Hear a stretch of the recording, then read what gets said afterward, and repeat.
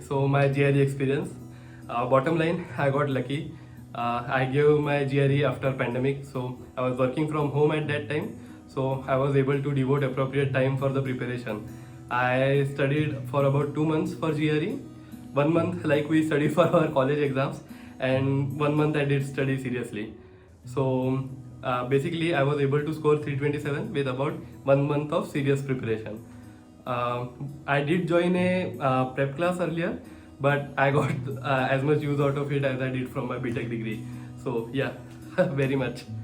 Okay, so no, in all seriousness, I don't think you need to join any sort of prep class to score a good score in GRE, because at the core, GRE is not a knowledge-based exam or concept-based exam. Of course, you do need to know basic concepts of algebra and have a good vocabulary. Okay, so if I were to start my GRE preparation now, knowing what I'll do now, what I would do is basically just buy Greg Matt's $5 course. Basically, he's a YouTuber who has been an instructor in TOEFL with ETS itself. So he knows the ins and outs of the exam very well. So what he does is he has a website where he outlines a 2 month plan that you can follow. And I think you can follow that plan blindly and get a 320 plus score, because I have seen lots of his videos on YouTube. Basically, when I found him, it was too late for me. Just 1 to 2 weeks were remaining for my GRE exam. He has lots of free videos on YouTube also. So what I did in last 1 week of my preparation was I just watched his YouTube videos. So basically, he has these videos on verbal and quants where he just goes through the entire paper and he blows through all the questions and he explains his strategy and what he's thinking as he solves the question. So like that is very genius, and the tips that he gives from his experience are very useful. So yeah, if I were to start everything again, I would just take his $5 course, which gives us access to all of his previous materials and lectures, and I would just follow that blindly. If you don't have 2 months of time, then I do have a simpler course that I personally followed. So I will outline that, but how much it will help you will of course depend upon your individual capacity. Let's start with the verbal section. There are multiple types of questions that are asked here, but it basically just boils down to two types: vocabulary based and reasoning based. For the vocabulary based questions, you have no choice.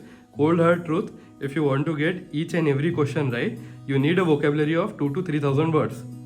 But the thing is, you don't need to get every question right.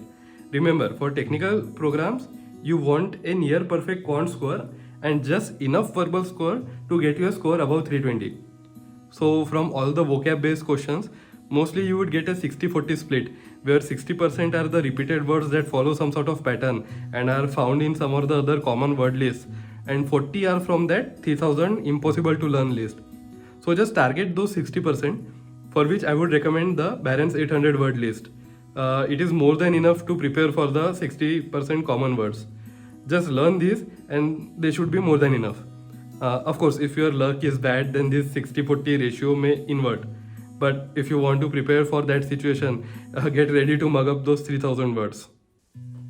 For reasoning based questions, just go through Greg Matt's videos on solving verbal section on YouTube to improve accuracy, and keep solving mock tests to improve speed. If you don't have a habit of reading books, don't start now. Once again, cold hard truth. I see many people and many channels recommending to read certain books to increase vocabulary and speed, but no, zip, nada. It doesn't work. It takes way too longer than 2 to 3 months to develop a good reading habit, let alone benefit from it. So you will just be wasting your time.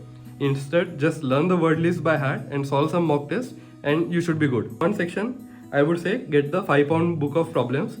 You can also use this for verbal, but I never used it for that. I just solved all the quants problem in this book, and that is more than enough. In GRE, in almost all the quants questions, there is some sort of trick to solve the question without calculations. So if you find yourself doing lots of calculations during any point, just leave the question or try some different approach, because you are definitely doing something wrong. When I gave my GRE quants, I did not even fill up half of the rough sheet that they gave me. The 5-pound book basically covers all these solving techniques, so if you solve all the questions, it should be fine. Lastly, the AWA section. You need a 3+ score here. You need to start typing practice immediately. That is something you can improve in 1 to 2 months. Try to write about 600 to 800 words in 30 minutes.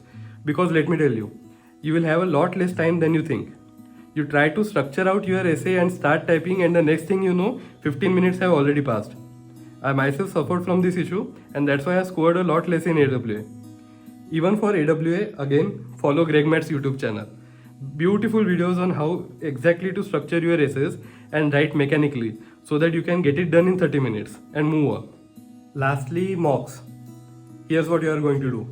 You need to give all the mocks you can to familiarize yourself with the setting and structure and train your brain into thinking in the GRE pattern. You need to attempt a total of 14 mocks. You get 2 tests for free from ETS, buy 6 mocks from Manhattan and 6 from Princeton. There is no alternative to this. You may find pirated mocks PDF somewhere, but those are not useful. You are not trying to learn the questions, you are trying to make your brain trained in thinking in a specific way in a given time frame, for which it is very necessary to give these time tests in the portals on computers. So before starting your prep, just give one official GRE test. This will give you a baseline for how much you are scoring currently and where you need to work. Next, alternate between Manhattan and Princeton and give the one remaining ETS test in the last to see how much you have improved. So here is how you can analyze the scores that you got. ETS will basically give you the closest possible idea of actual GRE scores. Manhattan Quants is very similar to actual GRE Quants, and Princeton's verbal is comparable to actual GRE. Princeton's Quants is absolute trash and ridiculously easy, so don't take that quant score seriously, but do attempt all of them for practice.